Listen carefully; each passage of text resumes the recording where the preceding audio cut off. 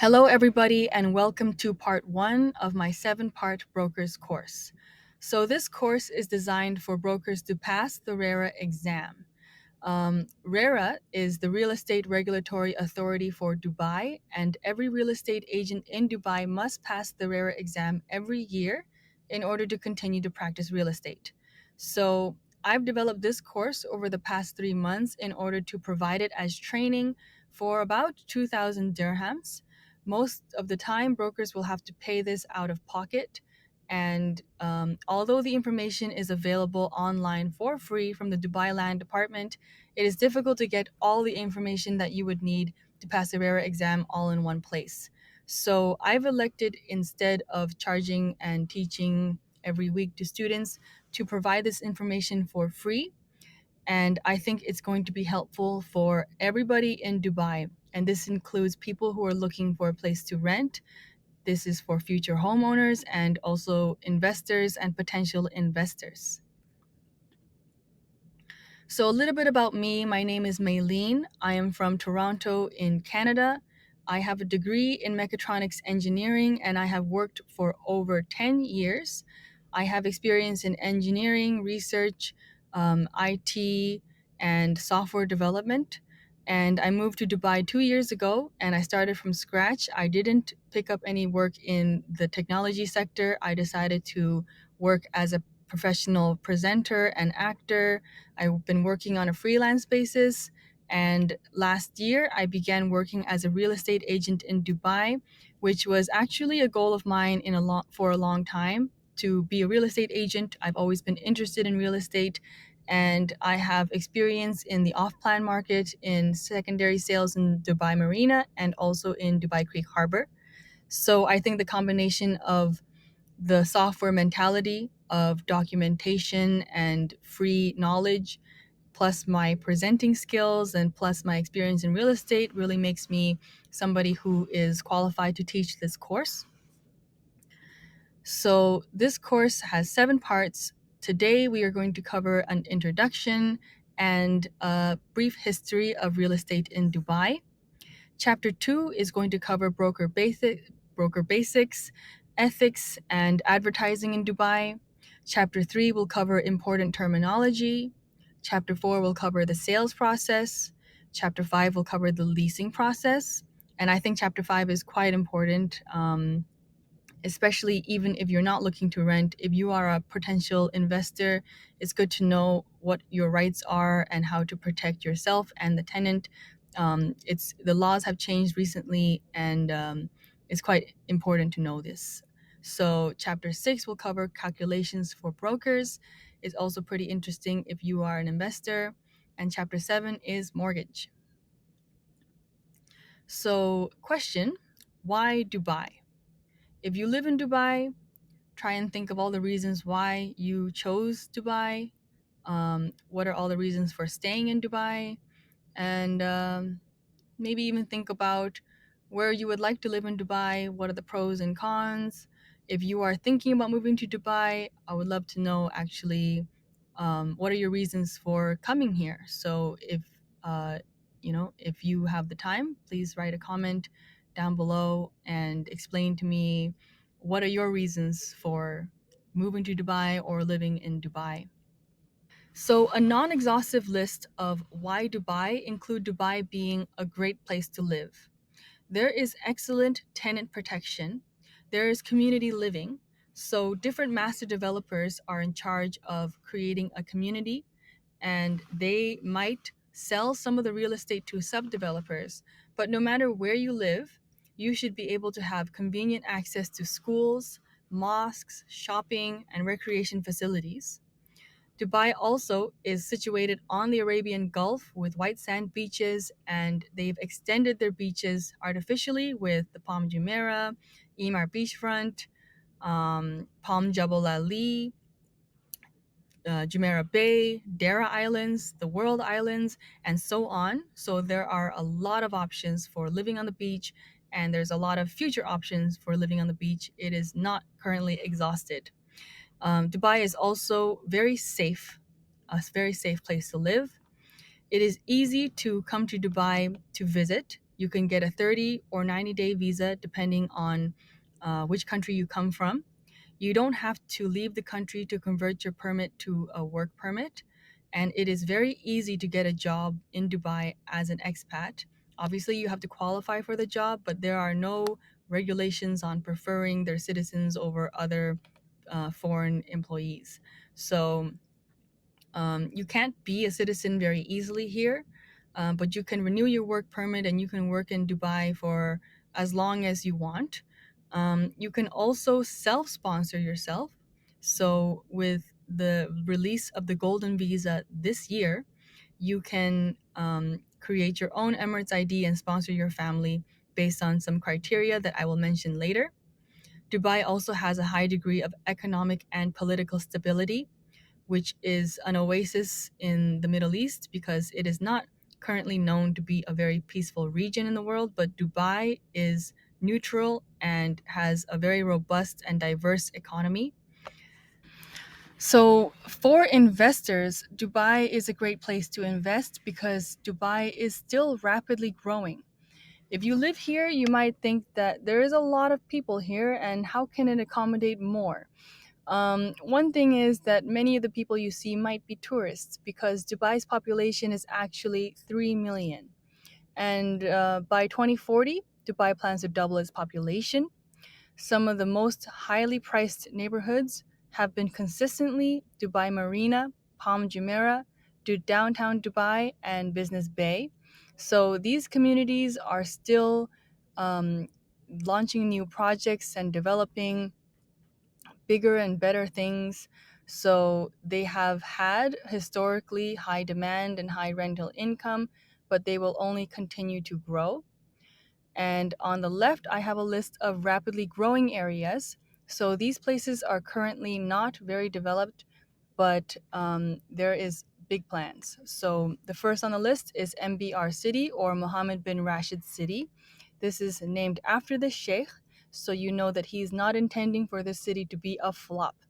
There is a lot of developers currently working on this community. So there is D1, Shoba Heartland, D11, Maidan, Meg City, among others. And many of these projects are already valued quite high and luxurious. And the plan is that they will continue to grow. So by the time MBR City is completed in the next 5 or so years, there will be several metro extensions, as well as one of the largest malls in the world with a ski slope that's going to be triple of the ski slope in Mall of Emirates. Next on my list, we have Creek Harbor. So Creek Harbor is near MBR City, right on Ras Al Hor. And currently, they've developed on Creek Island, and then they're going to do Creek Beach. And soon they will have, in the next 10 years, they will have one of the tallest towers in the world, if not the tallest tower in the world, which is Creek Tower. And they will also tear down the Dragon Mart that's in International City today and move it to Creek Harbor. They will also create a grand mosque that will rival the one in Abu Dhabi. Next, we have Dubai South, which is a residential community near Expo City. And Dubai South will also be near the Palm Jebal Ali, Port Jebal Ali, and the Maktoum Airport. That region will have 35% of Dubai's GDP by 2040. So currently it's very attractive in its pricing, but soon it will have a much higher value. Palm Jebel Ali is another project that actually was built at the same time as the Palm Jumeirah, but following the 2008 recession, they decided to focus all the development on Palm Jumeirah to make it what it is today. So now that they've recently announced new plans for the Palm Jebel Ali, we are going to see something incredible in the future. Also, as an investor, Dubai is a global city that is hoping to be on the same level as New York City, Paris, London, Singapore, And it already is a global city in many respects, but it doesn't have the same price as a lot of these cities. So it's still an affordable option. It's got a desirable business policy, tax rate, and its geographical area is right in the middle of Africa, Europe, and Asia. And Dubai also has wonderful options for ports and air travel with a train that is currently under development. So the Golden Visa was launched just this past year, and this is a way for people to live in Dubai without relying on a company to sponsor them. Um, you can qualify for a golden visa if you have a high salary, if you have good grades, if you've made significant accomplishments in science, healthcare, art, and many other ways. But for real estate, you have to have 20 million dirhams invested in real estate. And this is 20 million that you've already spent. So if you purchased a property that is worth more than 2 million, but you've only contributed maybe 1 million into it, you don't qualify yet for the golden visa. So the golden visa will be valid for 5 or 10 years, and depending on that, it would cost 15 to 30,000 dirhams. It is renewable, and you can then sponsor your own Emirates ID. You can give yourself NOC. NOC stands for No Objection Certificate, which is usually in the format of a letter. And in this way, if you want to work for a company, but they don't do your Emirates ID, you need to provide an NOC to prove that whoever did your Emirates ID or whoever did your sponsorship has no objections to you starting this work. So there are other applications for the NOC, but this is one of the most common ones that we see. Um, you can also sponsor your family to live in Dubai and have their Emirates ID. And just for the golden visa, some of the businesses and banks in the UAE offer special rates and memberships. We also have another type of visa that is valid for 2 years, and you must have a property worth at least 750,000 dirhams. This is 750,000 dirhams that has already been spent on the property. So you can't just purchase a property and without putting money into it, apply for this visa, same as with the golden visa. So this visa will cost around 10,000 dirhams, and you can also apply for your own Emirates ID, give yourself NOCs, and sponsor your family just as with the golden visa. This one is in particular relevant to people who want to live in Dubai for a long term. When you retire, you can continue to live in Dubai as long as you meet the following criteria. So it is valid for 5 years. You have to have assets of more than 1 million dirhams, and this includes assets that are in real estate. You also need more than 15 years of experience as well as being over 55 years old, and the visa will cost 7,000 dirhams, renewable. The benefits are that you can have your own Emirates ID, give yourself NOC, and sponsor your family just as with the previous one. This is great news for people who used to think that once you finish working in Dubai, you have to leave and return to your home country. You don't have to. You can continue to live in Dubai and benefit off the properties that you have invested and purchased for yourself and for your family, and you can pass it on to your children and so on and so forth. I will cover the inheritance laws in future chapters.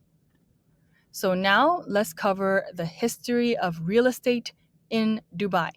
So I am a little bit of a history nerd. I have a 14-minute video on the history of Dubai that starts from the beginning of human civilization, but I'll just cover the high-level topics today.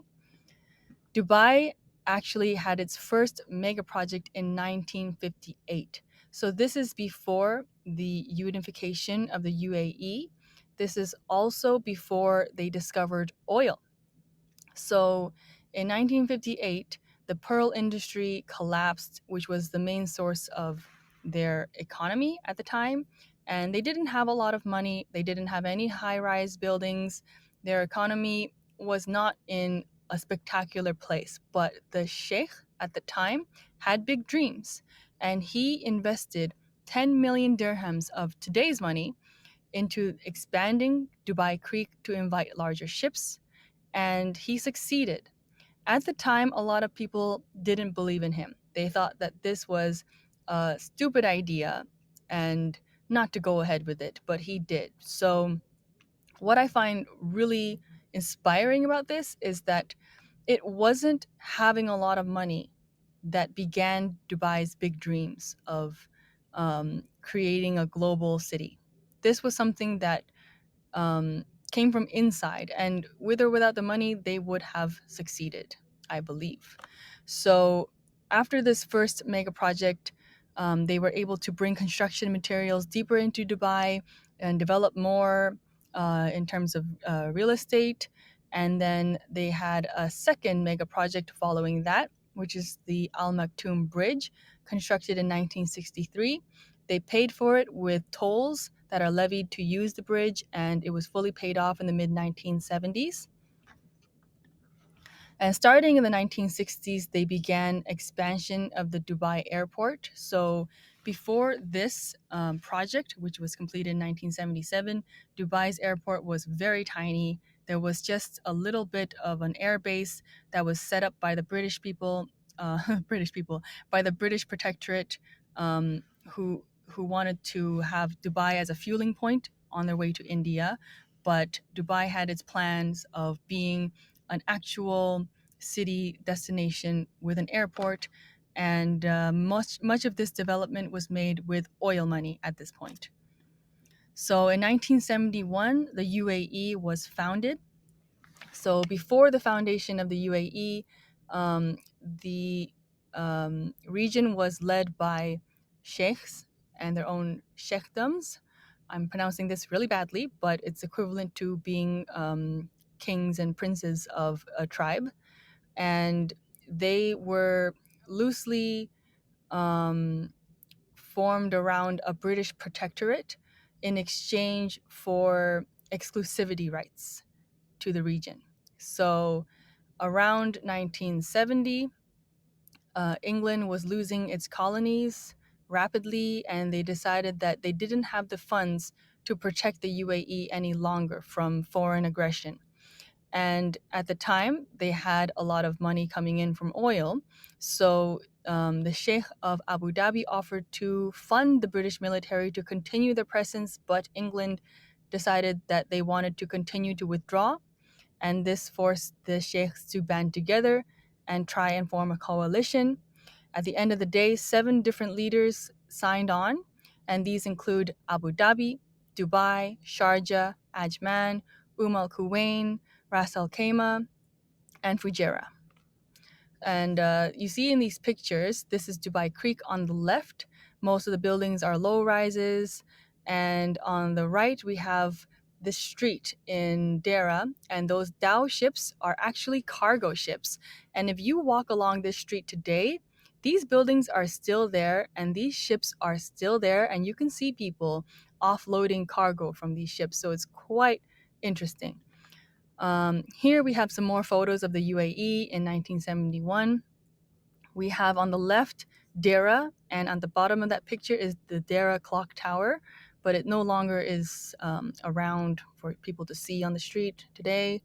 And on the right, we have the Dubai airport, which I've already discussed. In 1972, Sheikh Rashid managed to have his dream come true of opening a deep water port. And you can see in the picture on the right, that is the inauguration, and a giant ship is finally able to dock in Dubai. Following the opening of the port, we have a dry dock yard in Al Jaddaf in 1977. Sorry for the stock image, I couldn't find any other pictures of it. In 1985, Emirates Airline was founded. So this isn't strictly real estate related, but it certainly had a big impact on Dubai's economy and its position in the world as a destination. So this is a photo from its first flight to Karachi. This one is my favorite. It is the World Trade Center that was finished in 1978. At the time, it was the tallest building around. And at the time, a lot of people said, that is a ridiculous idea. You can't do it. You can't make a tall tower. You can't make a World Trade Center like New York City. But he went ahead anyway and he made it. He did want it to be Twin Towers, but the land allocated wasn't big enough for that. And the building, when it was completed, was actually a gray concrete mosaic pattern, but he wanted it to be white. So they had to develop some innovations to paint the building white after it was completed. And you can see in the picture on the right that the World Trade Center is no longer the tallest building. Right behind it are Emirates Towers, where the Sheikh Maktoum currently has his office. And behind that is the Burj Khalifa, the tallest tower in the world. I just really love how something from the beginning of the UAE is still standing as sort of a landmark to its accomplishments. So that's one of the reasons why it's my favorite. In 1979, the Port Jebal Ali was opened. So this one is supposed to work in conjunction with Port Rashid, and they are both managed by the same port authority, the Dubai Port Authority. The Port Jebel Ali was very far from the rest of the city, and it had its own village and houses and everything. It's changed now. In 1992, Godolphin was founded. So Sheikh Maktoum is a lover of horses, and he brought the horse riding back home to Dubai.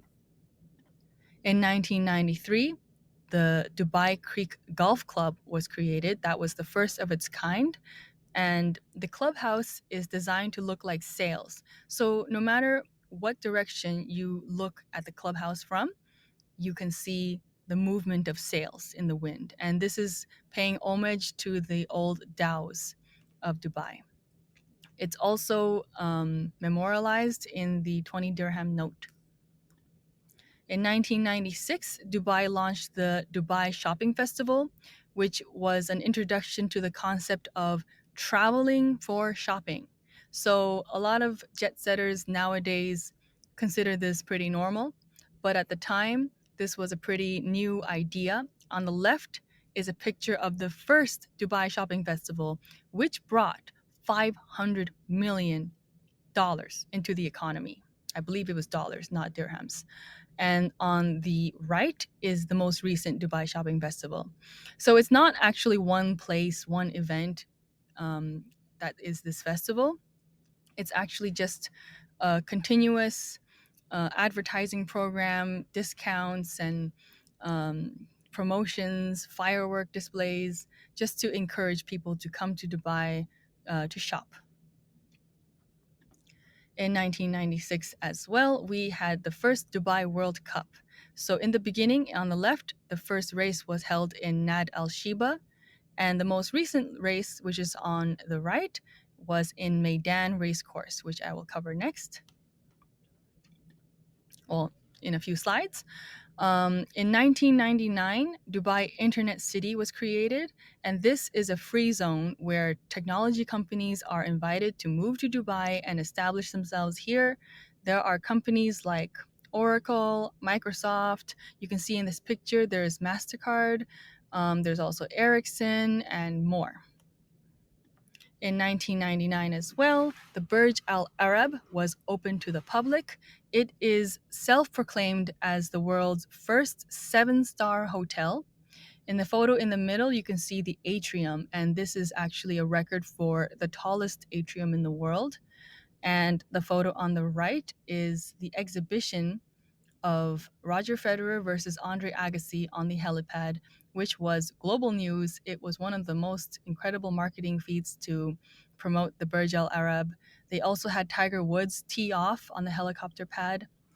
So the Burj Al Arab, even till this date, is considered one of the most luxurious hotels in the world. In the year 2000, Dubai Media City was created, and this is another free zone to welcome media, actors, artists, and all these people into the country. In 2001, Dubai began its effort to create the eGovernment. So by that time, they had the e-dirham. And today, you might notice if you live in Dubai that you can do almost all the things related to government documentation online on an app on the phone. It's very convenient. In 2002, Dubai Healthcare City was launched. And in 2005, this trademark DIFC cube was launched to the public. So DIFC is the location of the courts, the DIFC courts, where you can resolve disputes using UK-based laws.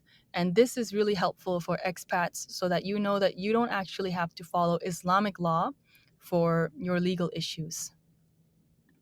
Unless, of course, you are not dealing with free zone related businesses. Now we have the Palm Jumeirah, which handed over in 2006. So this is an artificial island. You can see in the picture on the left how they created this island by moving sand to create this island. In the middle of this picture on the bottom is Atlantis, and the only other Atlantis is in Nassau in Bahamas.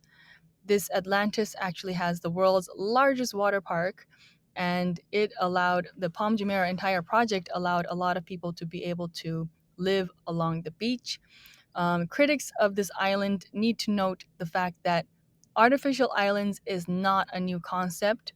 My hometown of Toronto has an artificial waterfront that extended 4 blocks into Lake Ontario, and it is filled with landfill. So I think sand is a lot better than landfill. So I just wanted to comment that. In 2009, the Dubai Metro was opened. At the time, it just extended from Dubai Airport to UAE Exchange. And since the launch of Expo, they created an extension to Dubai Expo. And soon there will be more routes that connect to Dubai Creek Harbor, Mohammed bin Rashid City, and so on. In 2010, the Burj Khalifa was unveiled. Well, wasn't really unveiled because they couldn't cover it because it's so tall, but it was open to the public. And in order to create the largest building in the world, they had to create a lot of new technology that would allow the structure to be flexible, but also manage to hold its massive weight. And I would recommend a lot of people to go to the observatory to see how they built this tower because it's quite incredible. It is now the world's tallest building in the world. And next we have in 2010 the opening of Meydan Racecourse. This is for horse racing, but they also hold other events. This is going to be in the current MBR city. In 2010, the Al Maktoum Airport opened to the public. It is mainly used for freight travel and some commercial flights. However, it is not completed yet. So in the photo on the right, you can see a rendering of how the airport will look when it is finished, and it will be the world's largest airport. The rumors are that all of the airlines will move to the Al Maktoum Airport, and today's DXB Airport will be just for Emirates. Let's see. Those plans might change, but that's as far as I know for now. In 2013, Dubai won the Expo. So the Expo, for those of you who don't know, is a very old tradition that started in London in 1851, the first one being in the Crystal Palace. Fun fact, the Eiffel Tower was built for the Expo in Paris.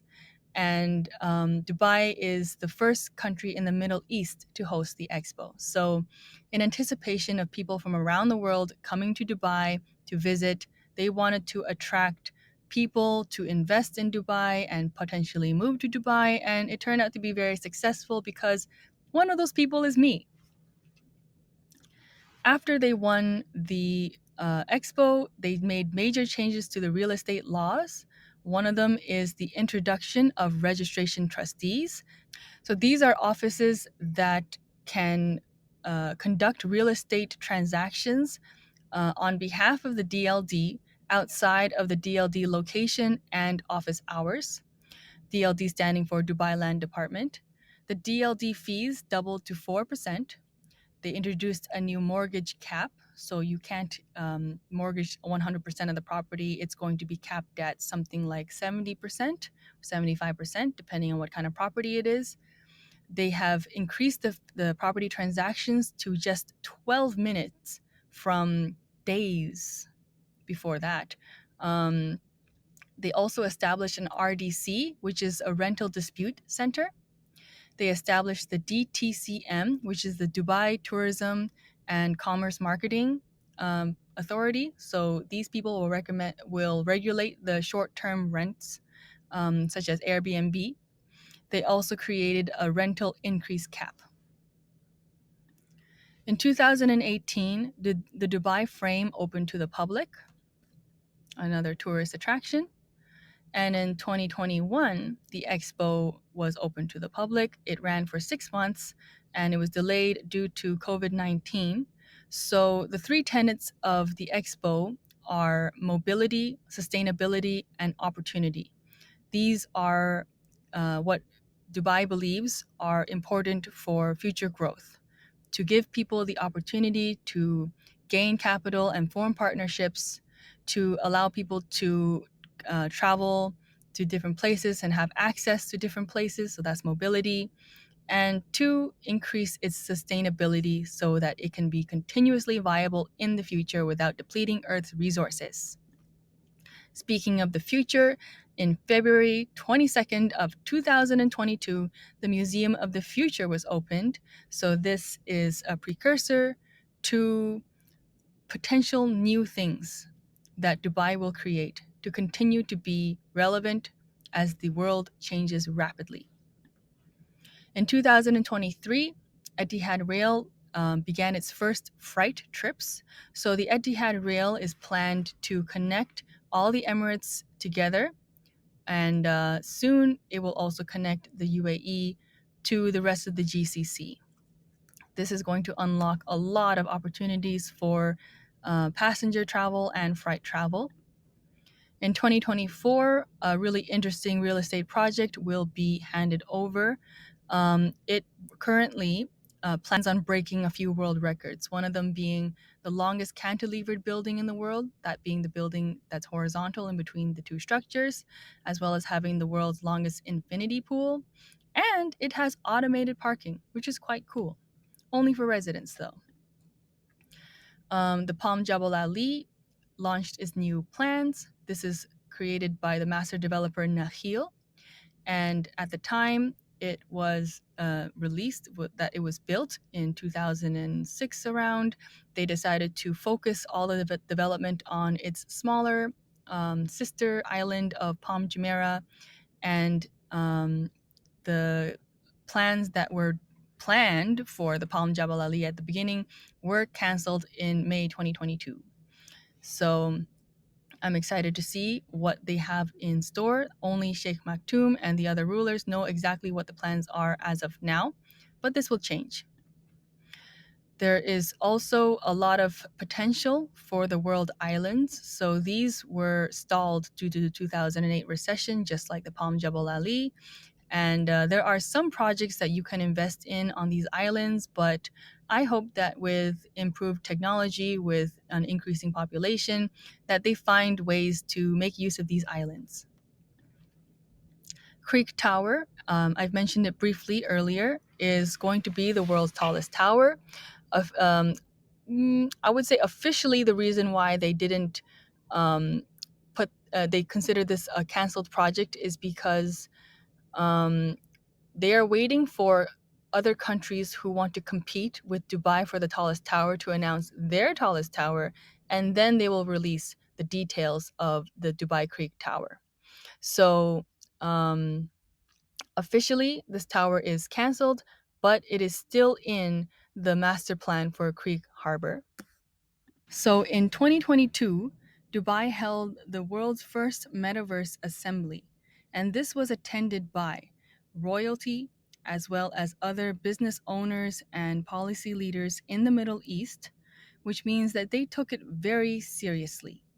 The future in the Metaverse would consist of virtual currency, virtual real estate, virtual reality, and it is projected to be a $1 trillion industry. And they believe it will happen as soon as next year. So keep your eyes open. And if you're interested, certainly you can pay a visit to the Emirates Towers, where a lot of the future development is in talks. The last thing for this chapter are some resources. So Dr. Michael Waters has provided an essential guide to the Dubai real estate market, which covers 20 years of the history of real estate, and he provides a very academic and objective point of view. I would consider this the most valuable resource you can have.